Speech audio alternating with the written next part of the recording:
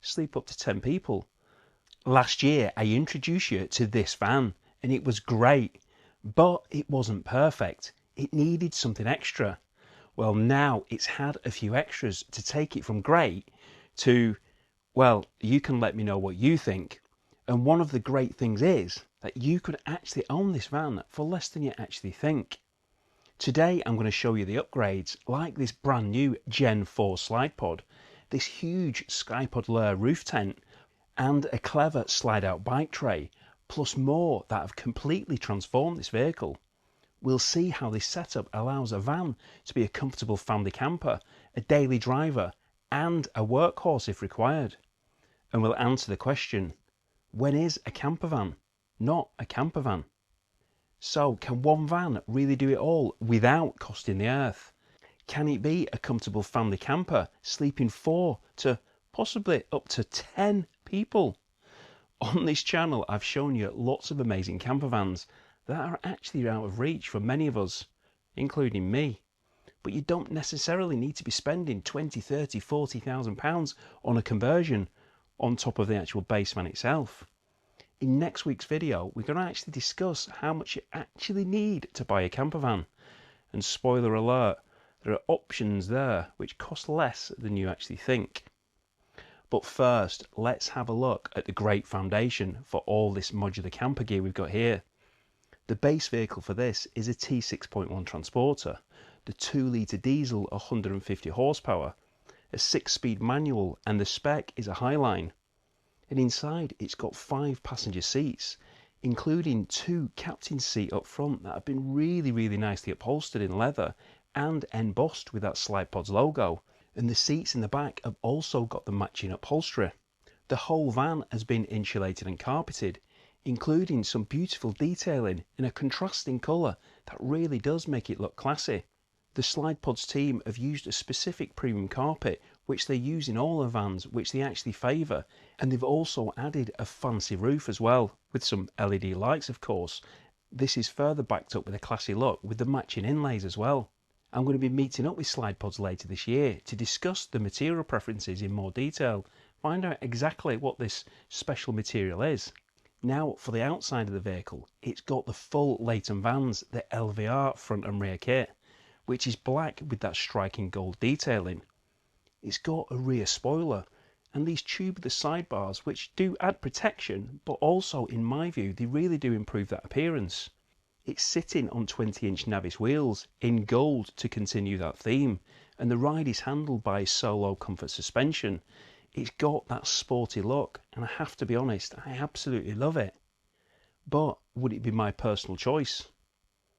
No, I'd probably opt for the 17-inch LV4s, again from Leighton Vans, with all-terrain tyres, and maybe even VBR suspension as well with the auto levelling, so when I'm on site it gets auto levelled for me. I do prefer that swamper type setup because of the places which I visit. But we're all different, aren't we? We all have different tastes.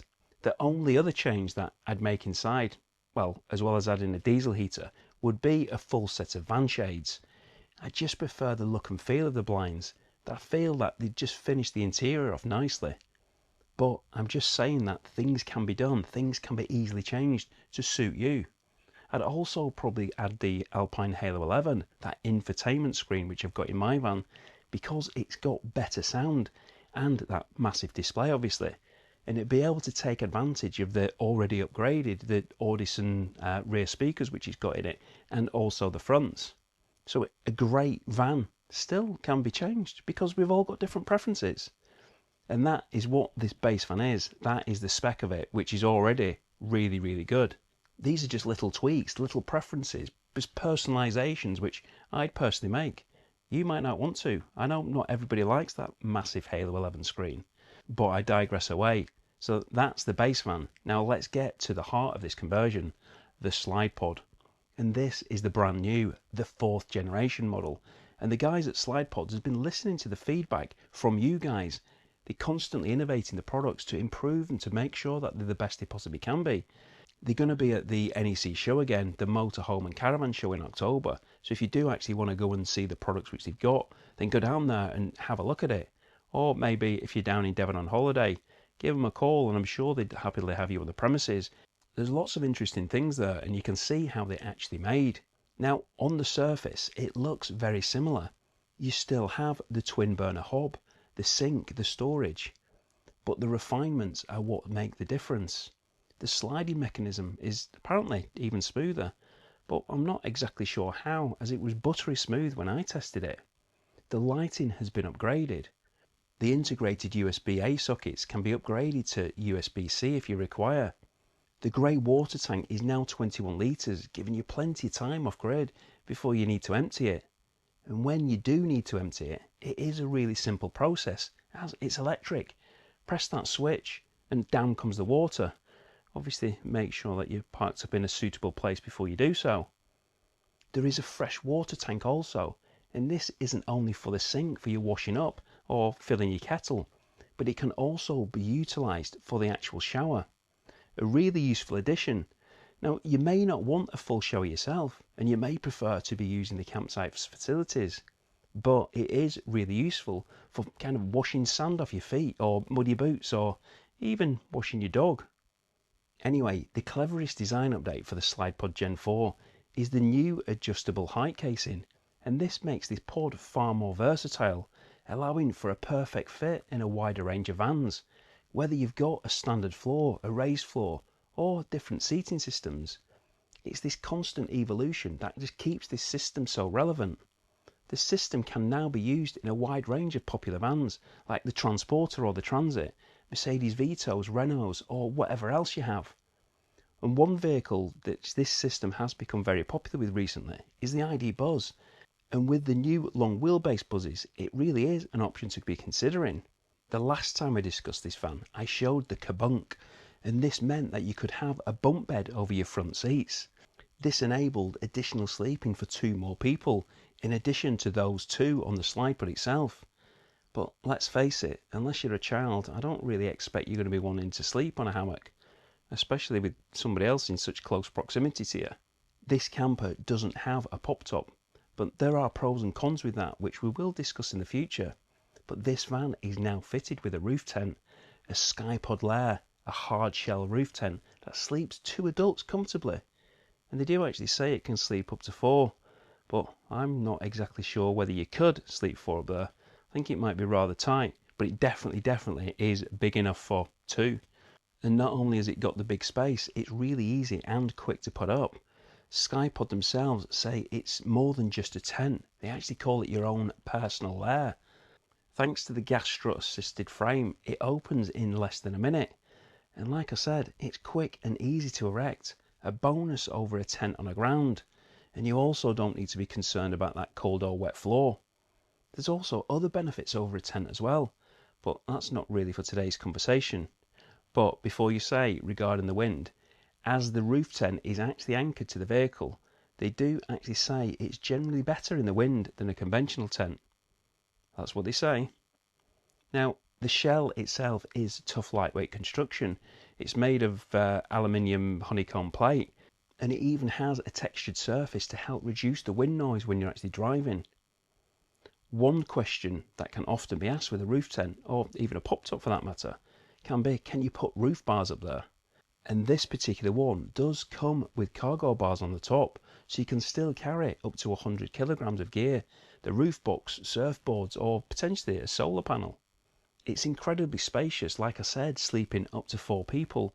That's what the literature does say, 2 to 4 people, which means combined with the Slidepod bed below, the possible addition of the Kabunk, this van is now an 8 berth. And if you were going to have another 2 people in the awning, it could sleep up to 10 people. But let's face it though, that is never going to happen. And it isn't the point of me saying it 10 people. Let's be realistic. It's a vehicle that can carry 5 passengers, 2 in the front, 3 in the rear. But as far as the 10's concerned, all I'm saying is it's just showing you different options, different places which you can sleep. The setup can be adjusted and utilised as you wish. One day you might have it set up for just a 2 berth, and then another day you might be taking all the options with you. So you can sleep in all these different places. Now, the Slidepod bed is comfy with its thick mattress, but so is the roof tent as well. It's got a thick 7cm high density mattress, so it's genuinely comfortable for a great night's sleep. And then when you wake up, let's talk about that view. With the huge windows which it's got on each side, you get a full 360-degree panoramic view. It's so open and airy, it's just up to you to park in the right location so you can take advantage of it, so you can see those beautiful views. But inside it, when it isn't daylight, it's got an integrated LED light, and with these large detachable pockets, it gives you that opportunity to keep things tidy. Now, some say that you've got no electricity up there, but in this modern day and age, you've got portable power stations. You know, I've got my small one, which I've not actually got to hand here, which is really easy to carry in one hand, or you've got portable battery packs. You can be taking those up there to be powering your lights, or, you know, maybe a heated sleeping bag, charging your phones, your laptops, or whatever else it may be. And in addition to the actual lair itself, the living area of the van can be extended further with an awning, or an annex as they call it. And not only does this provide an enclosed area to actually access the roof tent, but even more storage or living space. And like I said, that's where those other few people could also sleep. The van's also got a wind out Thule awning. Perhaps you can provide a little bit of sunshade, camped out outside having your lunch. You could even add those Isabella panels to make it an enclosed extension too. And talking of Thule, I've just actually seen a new product of theirs. Well, it might not be new, but I've only just seen it. I'm actually quite interested in that, but I'm buying something else from Thule this week, so I might ask a few questions. Now, when you're in that awning, you're obviously going to want to be having a table, and this van has got one. It's got the Locate table in the door. Perfect storage area. I've said it time and time again in previous videos. The door is a dead space, so to be able to put a table in there, you're utilising space which would not normally have been utilised.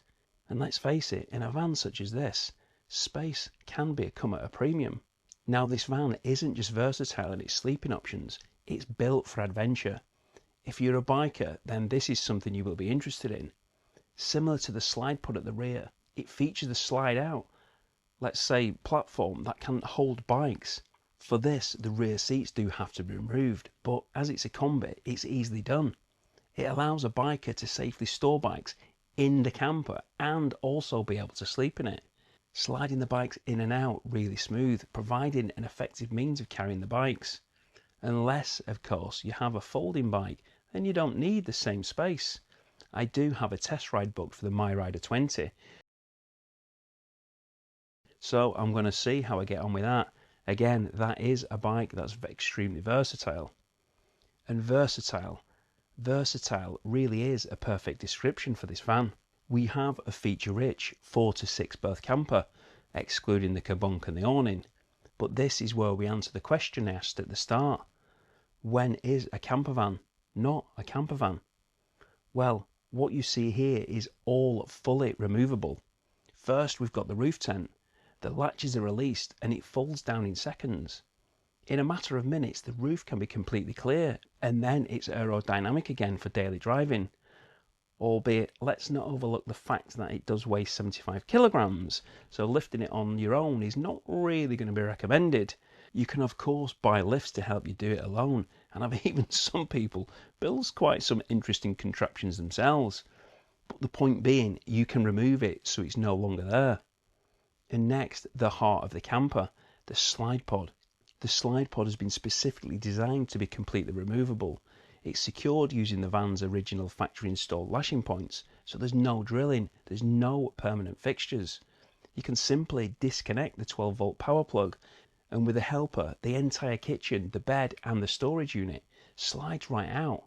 Again, it weighs 75 kilograms, so it's going to be a two-person job, but it takes less than 5 minutes. And the final step, the seats that form the base of the bed just simply fall back up. Unless you actually had the bike tray in, which means that you use the Slidepod's legs for the bed, but that's another story. And again, just another way it can be so versatile. And that's how you have it. The entire camper system has just completely gone, and what we're left with is a Volkswagen Transporter combi with 5 passenger carrying seats and a large luggage area at the rear. In less than 10 minutes, after quite a bit of practice I would imagine, you can go from a full camper to a 5-seater passenger vehicle ready for the school run, a trip to the supermarket, or IKEA as I was challenged with last week. It drives just like a standard van, because it is a standard van. There's none of that extra weight. There's no rattles from the permanent conversion like some can do. There's no height restriction issues because you've not got the roof tent on the top anymore. You just have a very, very good looking van. And then if you need to haul something huge, and you have to remove the rear seats, you can remove them as well. It can be a van from Monday to Friday, perfect for loading up your tools, your bikes, a trip to IKEA. And then it can be a camper van as you actually need it to be. So the answer to the question, when is a camper van not a camper van? Well, when you need it to be a daily car, when you need it to be your workhorse. Some people may not wish to daily drive a traditional camper conversion. We're all different, aren't we? Some like carrying around a kitchen, a fridge, a shower, a bed and a toilet wherever they go, but others don't. This modular approach with a removable pod and a roof tent gives you all that adventure with the option to remove it as you want. It proves that you don't need 2 or 3 vehicles. You can have one van that truly does it all. You have a capable work van during the week, a family car in the evenings, and at a moment's notice, install the pod, the pop tent, and head to the beach with a fully equipped camper. Is this the ultimate solution? Is it the peak of versatility? What do you think? Could the modular approach work for you? Is the ability to transform your van as quickly as this a real game changer? Do let me know in your comments below. This van was the Slidepod's demo van, and it's now on the RevComp site, which some lucky person is going to win, and it's only £2 a ticket. Although, by the time you actually watch this video, the draw date has probably gone, because if you're watching it the night it's come out, then you might have a chance to buy a ticket.